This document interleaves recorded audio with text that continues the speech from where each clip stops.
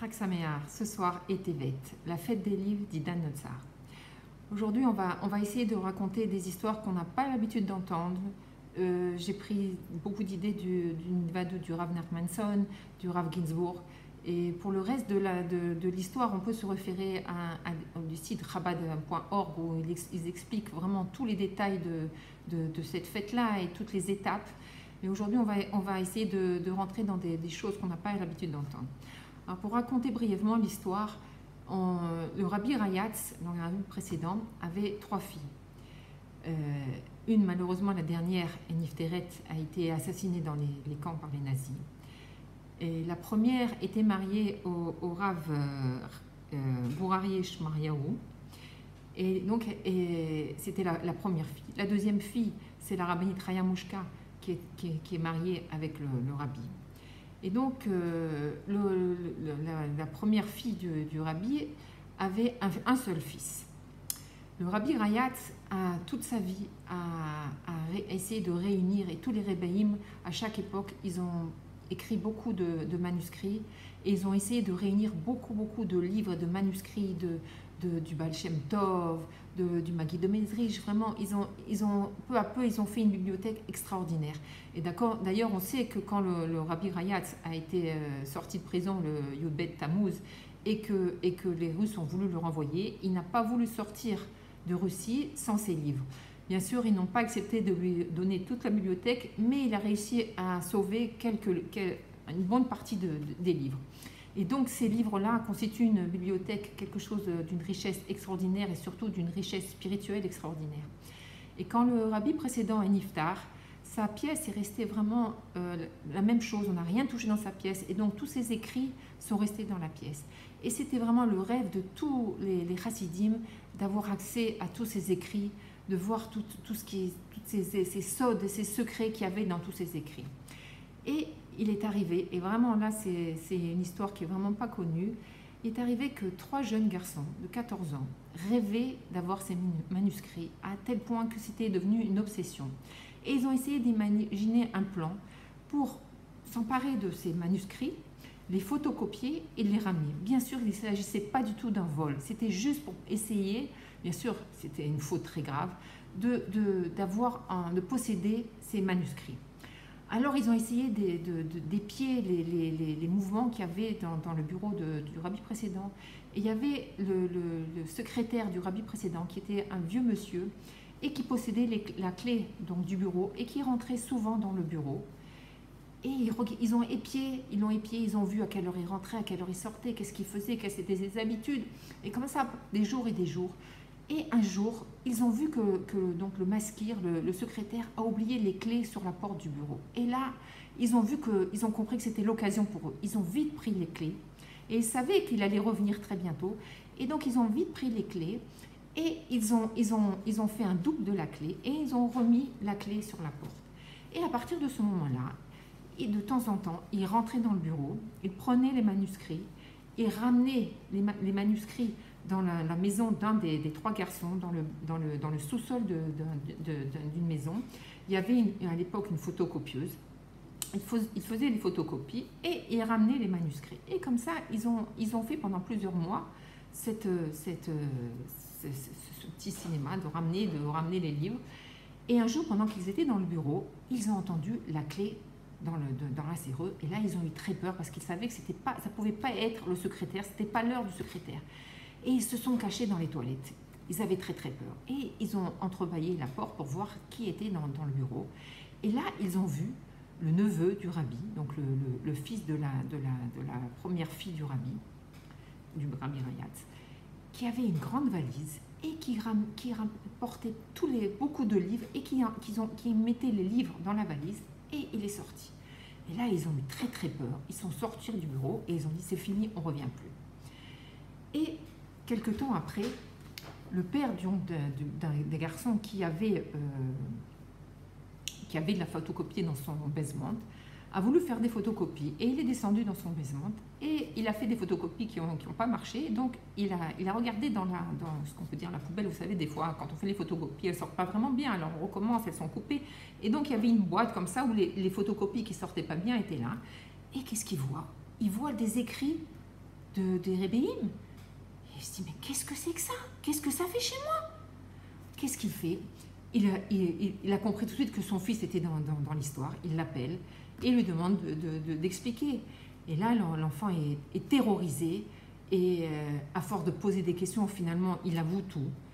Et il explique aussi l'histoire avec le neveu. Et là, le père comprend qu'il y a quelque chose de très sérieux et il décide d'aller tout raconter. Il avait très honte, mais il savait que l'enjeu était très grand et il a décidé d'aller tout raconter. Et d'ailleurs, dans le même moment, dans la Sefria, on se rend compte qu'il manque des livres. À tel point que vraiment, il manque beaucoup de livres. On commence à se rendre compte qu'il y a une énorme disparition de livres. Et bien sûr, on ne sait pas où sont partis ces livres. Et là, il décide de mettre en place tout un système de surveillance, quelque chose qui était vraiment très rare à l'époque, puisqu'il c'était il y a plus de 30 ans. Et donc, jusqu'à ce qu'on arrive à mettre des maslémos, des caméras et qu'on voit qui rentre dans la bibliothèque. Donc, le père vient raconter ce qui se passe. Et donc, on prévient le rabbi. Et le rabbi est très, très atteint et très, très soucieux. Et donc, il essaye à l'amiable de parler au neveu pour qu'il rende les livres. Et le neveu ne veut rien entendre. Il se considère comme l'héritier du rabbi Rayatz et qu'il a le droit, et que ces livres lui appartiennent, et qu'il a le droit de faire ce qu'il veut. Ils ont essayé de lui dire que c'était une fortune colossale et que c'était pas dans les mains c'était pas quelque chose, c'était pas un héritage qui pouvait se passer comme ça de père en fils. Mais le neveu ne voulait rien entendre et donc il y a eu ils n'ont pas eu le choix de faire un procès. Et donc ce procès a duré de longs mois et le rabbi était très soucieux, la rabbinite aussi a dû témoigner et on sait elle a dit cette phrase extraordinaire que le rabbi et les Sfarim appartiennent aux Chassidim et le rabbi contre toute attente, vraiment comme on a raconté dans Yehuda dans la paracha, il a pensé que la seule chose qu'il fallait faire c'était de montrer que le rabbi n'a pas une vie privée et qu'il appartient au Chassidim. Les avocats n'étaient pas d'accord de travailler sur ce plan-là, mais le rabbi était entier dans cette position-là et il a voulu aller jusqu'au bout. Et ce qui a été extraordinaire, c'est que les juges ont dû justement étudier qu'est-ce que c'était un tzaddik, qu'est-ce que c'était un rabbi, et pour arriver à la conclusion que le rabbi était comme un roi, puisqu'ils ont même compris qu'ils ne pouvaient pas le faire venir témoigner au jugement, au Beddin, mais au tribunal fédéral, mais qui sont eux-mêmes sont venus l'interroger au 770. Et donc ça a été une grande victoire, le Etevet, où on a déclaré donc que les livres appartenaient aux Chassidim, que c'était l'héritage de tous les Chassidim, que ce n'était pas un héritage privé. Bon, comme je vous ai dit, tous ces détails, vous pouvez les retrouver facilement dans tous les sites en français. Ce que je voulais parler un petit peu, c'est ce que c'était justement les livres, puisque le rabbi nous demande comme Hora A, que chacun achète des livres ce jour-là. Alors on peut se poser la question, pourquoi acheter des livres? Qu'est-ce que ça va changer? Est-ce que parce que je vais acheter des livres, je vais plus les étudier? Alors, excusez-moi,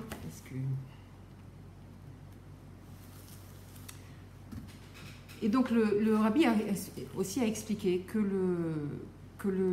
l'histoire des livres, c'était comme le Yutet qui se lève, que c'était un kitrog. D'en haut, on a se demandé si le rabbi devait continuer, puisque il y avait un kitrog, il y avait une opposition.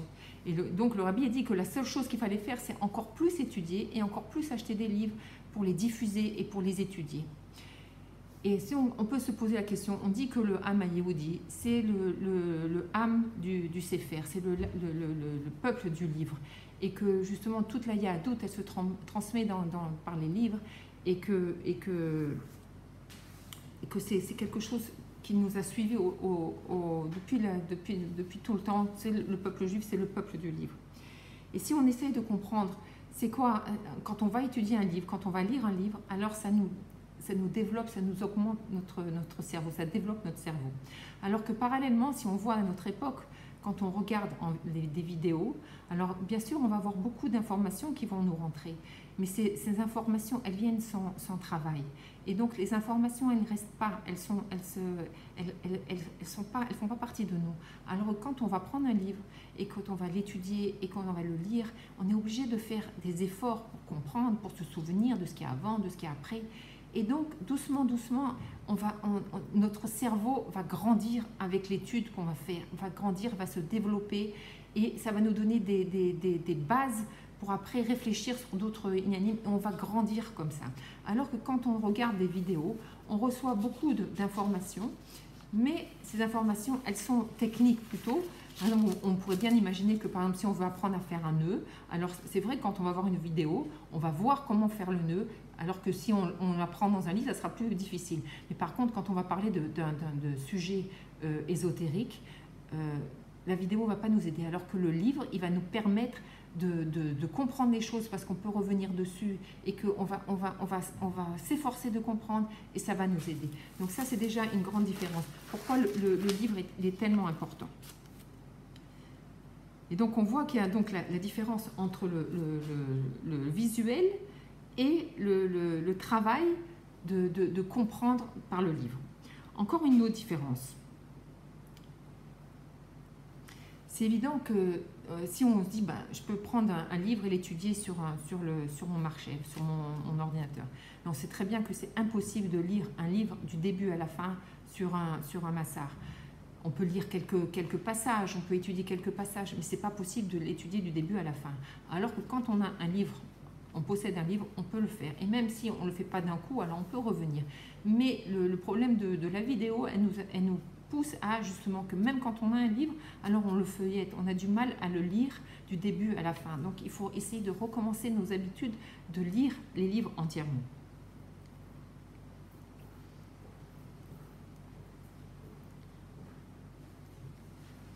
Et on voit que quand on passe devant une bibliothèque, alors quand on voit une grande bibliothèque, on a comme ça, on se sent petit, on a envie de toucher les livres, on a envie de les ouvrir. Le livre, il nous appelle. Alors que dans la vidéo, évidemment, c'est pas du tout la même chose. Et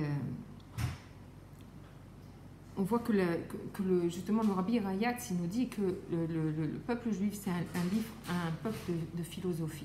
Et que justement le livre, il nous attire. Alors on peut se poser la question.